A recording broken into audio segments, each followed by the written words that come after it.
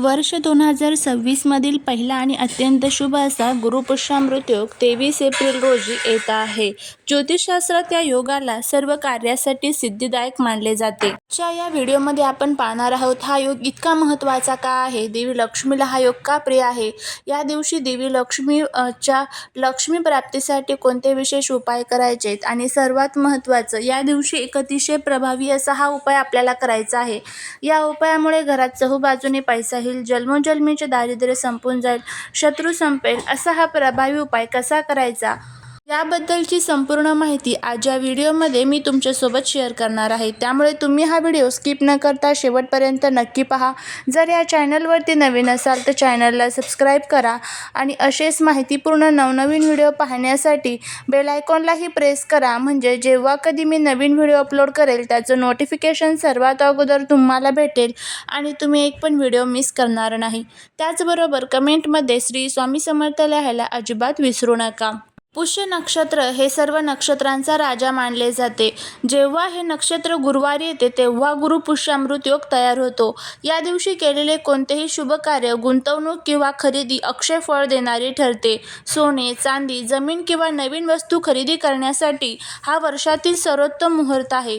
गुरु हा ज्ञानाचा कारक आहे आणि पुष्य नक्षत्र हे समृद्धीचे. त्यामुळे या दिवशी केलेली साधना लवकर फलद्रुपी होते. तुम्हाला माहीत आहे का, देवी लक्ष्मीला हा योग अतिशय प्रिय का आहे ते?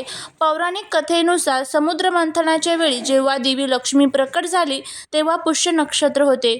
म्हणूनच पुष्य नक्षत्राला लक्ष्मीचे जन्म नक्षत्र मानले जाते. गुरु म्हणजेच बृहस्पती हे देवांचे गुरु आहेत आणि लक्ष्मी ही ऐश्वर्याची देवी. गुरुच्या मार्गदर्शनाखाली जेव्हा पुष्य नक्षत्राचा प्रभाव पडतो तेव्हा लक्ष्मी प्रसन्न होऊन स्थिर रूपात भक्तांच्या घरी निवास करते. गुरु हा स्थिरतेचा कारक आहे, म्हणून या योगावर मिळवलेली संपत्ती घरात टिकून राहते असा भाविकांचा विश्वास आहे. हा शुभ संयोग साधण्यासाठी काही खालील गोष्टी आवर्जून करायच्या असतात. शक्य असल्यास थोडे तरी सोने खरेदी करा. सोने खरेदी करणं शक्य नसेल तर श्रीयंत्र किंवा सोन्या चांदीची नाणी खरेदी करा. संध्याकाळी लक्ष्मी देवीची विधिवत पूजा करा आणि तिला महालक्ष्मी अष्टकम अर्पण करा.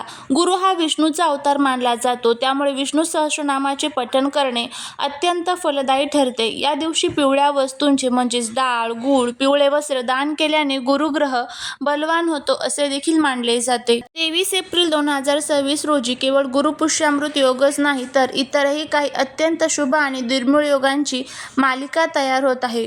ज्योतिषशास्त्राच्या दृष्टीने हा दिवस महामुहूर्त मानला जात आहे. 23 एप्रिल रोजी सूर्योदयापासून ते साधारणपणे संपूर्ण दिवसभर पुष्य नक्षत्र आणि गुरुवार यांचा संयोग आहे. गुरुपुष्यामृत जो योग आहे तर तो सकाळी 6ला चालू होणार आहे तर संध्याकाळी 5ला संपणार आहे. हा संपूर्ण दिवस हा पुष्य नक्षत्र असणार आहे. हा योग सर्व कामांच्या नवीन कामांची सुरुवात करण्यासाठी, सुवर्ण खरेदीसाठी मानला जातो. या दिवशी अमृत सिद्धी योग, सर्वार्थ सिद्धी योग, रवी योग यासारखे विशेष योग देखील तयार झालेले आहे. या दिवशी चंद्र स्वराशीत असण्याची शक्यता आहे आणि पुष्य नक्षत्रांचा स्वामी शनी असला तरी त्यांचा अधिष्ठादेव बृहस्पती आहे. यामुळे गजकेसरी सदृश्य फळे मिळवण्याची शक्यता निर्माण होती, जी प्रगती आणि बुद्धिमत्तेसाठी खूप पूरक असतात. 23 एप्रिल रोजी गुरुपुष्यामृत, अमृत सिद्धी, सर्वार्थ सिद्धी असा त्रिधारा शुभ संयोग जुळून येत आहे. अशा संयोगात तुम्ही जे काही उपाय कराल, सेवा कराल, त्याचं फळ हे तुम्हाला खूप जास्त पटीने मिळत असतं. या दिवशी पृथ्वी तलावरती भगवान विष्णूंचे विष्णू तत्व आणि माता लक्ष्मीचे लक्ष्मी तत्व हे खूप जास्त मोठ्या प्रमाणामध्ये सक्रिय असतात आणि या तत्वांमध्ये ज्या वेळेस आपण काही उपाय करतो, काही सेवा करतो, त्यावेळेस त्याचं फळ हे आपल्याला खूप चांगल्या पटीने मिळत असतं. तर गुरुवारी गुरुपुष्यामृत योगाच्या दिवशी तुम्हाला घरामध्ये काही प्रमुख कामंही आवर्जून करायची आहेत. या दिवशी आपल्या गॅसची शेगडी जी असते तर त्याचे पूजन हे आवर्जून करा. हळदी कुंकू अक्षता अर्पण करा. त्याचबरोबर अन्नपूर्णा देवीला तांदूळ अर्पण करायचे आहे. घरामध्ये तुम्हाला फरशी पुसत असताना त्यामध्ये हळद, मीठ, त्याचबरोबर गोमूत्र टाकून तुम्हाला फरशी पुसून घ्यायची आहे. त्याचबरोबर आपल्या उंबरठ्यावरती हळदीचं लेपन द्यायचं आहे. उंबरठ्याची पूजा करायची आहे. माता लक्ष्मीवरती तुम्हाला अभिषेक करायचा आहे. भगवान विष्णूंच्या मूर्तीवरती अभिषेक करायचा आहे. त्यांना तुळशीची पानं ही आवर्जून अर्पण करायची आहेत. या छोट्या छोट्या गोष्टी तुम्ही कराल आणि त्याचे फायदे हे तुम्हाला स्वतःच बघायला मिळतील की याचा घरामध्ये किती चांगला फायदा होतो. या उपायांनी किंवा ह्या छोट्या छोट्या सेवा असतात त्यांनी तुमच्याकडे लाखो रुपये येतील असं मी अजिबात म्हणणार नाही, पण आपल्या घरामध्ये एक शांती, सुख, समृद्धी जी आहे तर ती आवर्जून टिकून राहते, हे मी नक्कीच सांगेल. तर आता उद्या गुरुपुष्यामृत योगावरती तुम्हाला हा एक अतिशय प्रभावी असा उपाय करायचा आहे. तुम्हाला घरात या झाडाचं एक मूळ आणायचं आहे. या उपायाने काय होईल तर घरात चहूबाजूने पैसा येईल, जन्मोजन्मीचे दारिद्र्य संपून जाईल. असं हे कोणत्या झाडाचं मूळ आणायचं आहे ते आपण बघूया. या उपायामुळे घरात पैसा येतो, पण तो विनाकारण खर्च न होता घरात टिकून राहतो. असे मानले जाते की या मुळाच्या प्रभावामुळे 7 पिढ्यांचे दारिद्र्य दूर होते, कर्जाच्या समस्येतून मुक्ती मिळते. गुरुग्रह बलवान झाल्यामुळे व्यवसायात वाढ होते आणि नोकरीत पदोन्नतीचे योग निर्माण होतात.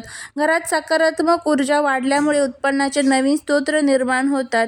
आपल्या आजूबाजूला अनेक प्रकारचे झाडं-झुडपं असतात आणि त्या झाडाझुडपांमध्ये दैवी शक्ती विराजमान असतात आणि त्या झाडांची पूजा केल्यामुळे त्या दैवी शक्तींचा आशीर्वाद हा आपल्याला मिळत असतो.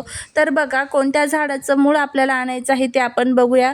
शास्त्रानुसार केळीच्या झाडामध्ये भगवान विष्णू आणि देवगुरु बृहस्पती यांचा वास असतो.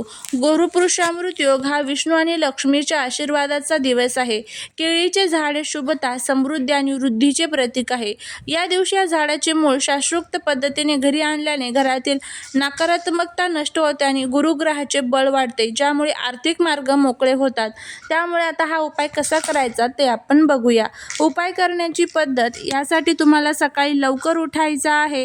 गुरुपुष्यामृत योगामध्ये तुम्हाला हा उपाय करायचा आहे. सकाळी 6 वाजल्यापासून ते संध्याकाळी 5 वाजेपर्यंत पुष्यामृत नक्षत्र आहे, त्यामुळे या टायमिंगमध्येच तुम्हाला हा जो उपाय आहे तर तो करायचा आहे. यासाठी स्वच्छ आंघोळ झाल्यानंतर आपल्याला गंगाजल, हळद, पिवळे कापड, अक्षता आणि धूपदीप हे सर्व साहित्य लागणार आहे. केळीच्या झाडाजवळ जाऊन प्रथम प्रार्थना करायची, झाडाची माफी मागायची आहे.